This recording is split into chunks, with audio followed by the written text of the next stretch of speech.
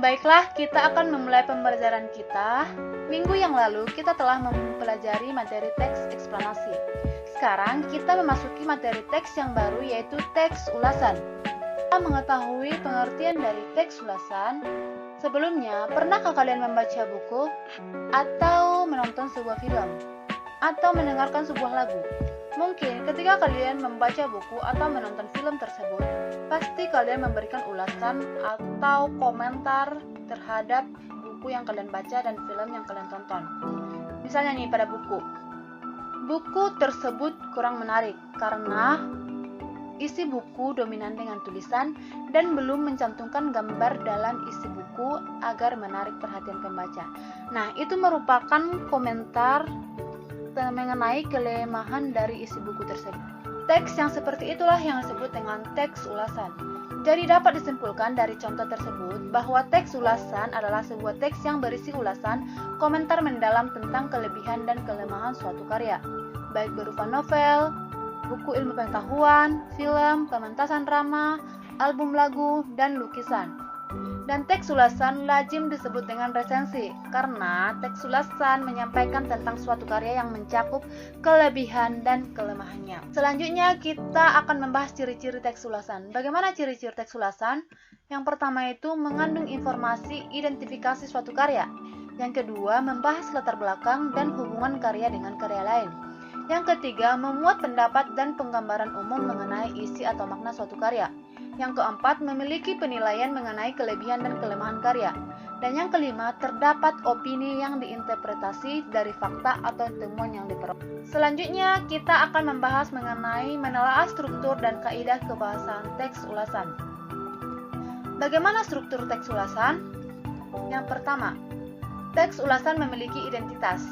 Identitas ini mencakup judul, pengarang, penerbit, tahun terbit, dan lain sebagainya. Yang kedua, orientasi. Orientasi ini menjelaskan pengenalan umum dari karya yang akan diulas. Biasanya bagian ini menjelaskan bagaimana keberadaan karya yang diulas. Apakah mendapatkan perhatian yang besar? Mendapatkan perhatian yang besar ini artinya apakah karya tersebut mendapatkan penilaian yang baik atau yang kurang, seperti itu. Selanjutnya ada sinopsis. Sinopsis ini disebut dengan ringkasan dari isi buku atau film atau karya lain yang akan diulas. Selanjutnya ada analisis. Analisis ini berupa paparan tentang keberadaan unsur-unsur cerita seperti tema, penokohan, dan alur. Yang terakhir ada evaluasi atau penilaian. Ini berupa paparan tentang kelebihan dan kekurangan suatu karya. Baik, selanjutnya kita akan membahas kaidah atau ciri kebahasaan teks ulasan. Yang pertama itu, banyak menggunakan konjungsi penerang, seperti kata bahwa, yakni, yaitu.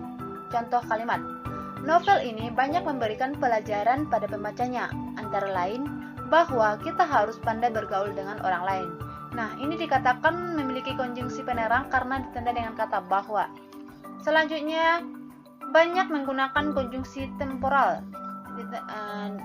Contoh katanya, sejak, semenjak, kemudian, akhirnya. Contoh kalimat, sejak saat itulah pemahaman Hasan tentang agama mulai berubah.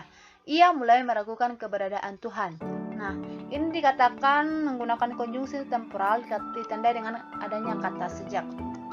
Selanjutnya, menggunakan pernyataan-pernyataan yang berupa saran atau rekomendasi pada bagian akhir teks.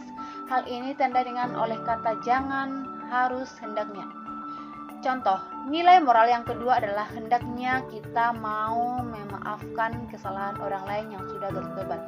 Ini ditandai dengan kata hendaknya. Yang keempat, adanya banyak menggunakan konjungsi penyebab. Ditandai dengan kata karena, sebab, oleh karena itu. Contoh kalimat, lama-kelamaan Hasan cemburu karena hubungan Kartini dengan Anwar semakin dekat. Ini ditandai dengan adanya kata karena. Baik, selanjutnya kita akan membahas jenis-jenis teks ulasan. Apa-apa saja jenis teks ulasan itu? Yang pertama, ulasan buku. Nah, seperti yang tadi jelaskan, ketika kita melakukan ulasan terhadap buku, buku ini dibagi menjadi dua, yaitu buku fiksi seperti novel, roman, dan sastra, dan buku non-fiksi ada biografi, esai ilmiah, jurnal, dan buku pengetahuan. Nah, yang kedua, ulasan film merupakan ulasan yang mengulas mengenai film atau sejenisnya seperti serial TV, sinetron, dan lain sebagainya. Ulasan mengenai pementasan, nah, merupakan ulasan yang mengulas kegiatan yang dipentaskan seperti teater, pentas musik, pentas tari, wayang, dan sebagainya. Yang keempat, ulasan karya seni merupakan ulasan bentuk karya seperti lukisan, patung, karya dekorasi, dan yang terakhir, bagaimana langkah-langkah menyusun teks ulasan? Yang pertama itu, kita harus mencatat identitas buku atau karya lain yang akan diulas. Selanjutnya, setelah kita mencatat identitas buku, kita mencatat hal-hal menarik atau penting dari isi buku.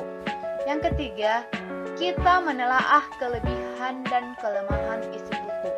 Dan yang keempat, kita merumuskan kesimpulan tentang isi dan kesan-kesan buku itu secara keseluruhan. Dan yang terakhir, membuat saran-saran untuk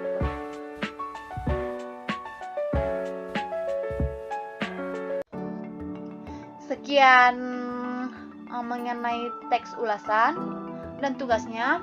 Silahkan diringkas dan dibuat ke dalam buku catatan dan dikirim kepada ibu lewat chat pribadi. Terima kasih.